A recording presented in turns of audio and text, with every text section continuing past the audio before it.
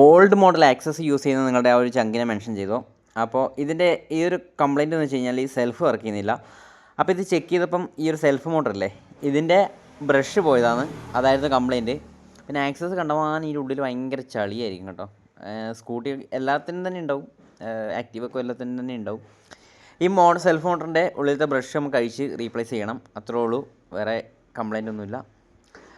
7ൻ്റെ 2 bolt ഉണ്ട്, അപ്പോൾ അതങ്ങ് അഴിച്ച് കഴിഞ്ഞാൽ ഇതങ്ങ് പീസാക്കി ഇടാം. ഇതിനകത്ത് ഇതിൻ്റെ ആർമേച്ചർ ഒക്കെ തിരിച്ചിടുന്ന സമയത്ത് ഒന്ന് ക്ലീൻ ചെയ്യേണ്ടി വരും. പിന്നെ അതേപോലെ ഇതിനകത്ത് കണ്ടോ ഭയങ്കരമായിട്ട് പിന്നെ ഒരു കാർബൺ ഡെപ്പോസിറ്റ് ഉണ്ട് ഒരുപാട്. എന്ന് വെച്ചാൽ ഇതിൻ്റെ ഓയിൽസിൽ ചെറിയ കംപ്ലയിൻ്റ് ഉണ്ട്.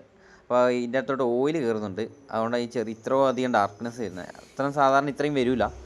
പിന്നെ ഇതുണ്ടോ ഇതിൻ്റെ നമ്മുടെ ബ്രഷ് കട്ടായി പോയിട്ടുണ്ട്. അപ്പോൾ ഈ ബ്രഷ് നമ്മൾ റീപ്ലേസ് ചെയ്ത് കൊടുക്കണം. ഇത് നമ്മൾ വറോക്കിൻ്റെ ബ്രഷ് എടുത്തേക്കുന്നത്. ഇതിന് ഏകദേശം ഒരു 70 രൂപ അത്ര റേറ്റ് വരുന്നുള്ളൂ. ചില വണ്ടികൾക്കെല്ലാം ഇത് അങ്ങോട്ടും ഇങ്ങോട്ടും മാച്ചാവും. അപ്പം ഈ ബ്രഷാണ് നമ്മൾ ഇടാനായിട്ട് പോകുന്നത്. ഇതിടുന്ന സമയത്ത് ചെറുതായിട്ടൊന്ന് ഗ്രൈൻഡ് ചെയ്ത് കൊടുക്കേണ്ടി വരും, ലെങ്ത്ത് കൂടുതലുണ്ടെങ്കിൽ. പിന്നെ നമ്മുടെ ഈ ഒരു വണ്ടിയിൽ മോട്ടർ നമ്മൾ തിരിച്ച് ഫിറ്റ് ചെയ്തു.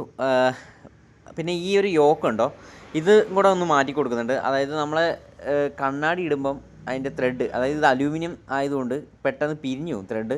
അപ്പോൾ ഇതിൻ്റെ ഈ പഴയ യോക്കിൻ്റെ ത്രെഡ് പോയത് കാരണം കണ്ണാടി ഒരു സൈഡ് ഇല്ല. അപ്പോൾ അതുകൊണ്ട് നമ്മൾ ഈ ഒരു യോക്ക് മാറ്റി കൊടുക്കുന്നുണ്ട്.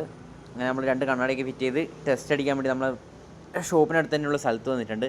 എന്തായാലും ജസ്റ്റ് ഒന്ന് സ്റ്റാർട്ടാക്കിയും കൂടെ കാണിച്ചു തരാം. അപ്പോൾ സെൽഫും കാര്യങ്ങളൊക്കെ പക്കയായിട്ടുണ്ട്.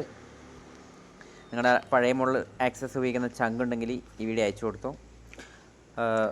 അപ്പോൾ നമ്മളിങ്ങനെ സെൽഫൊന്ന് അടിച്ച് കാണിച്ചു തരാം.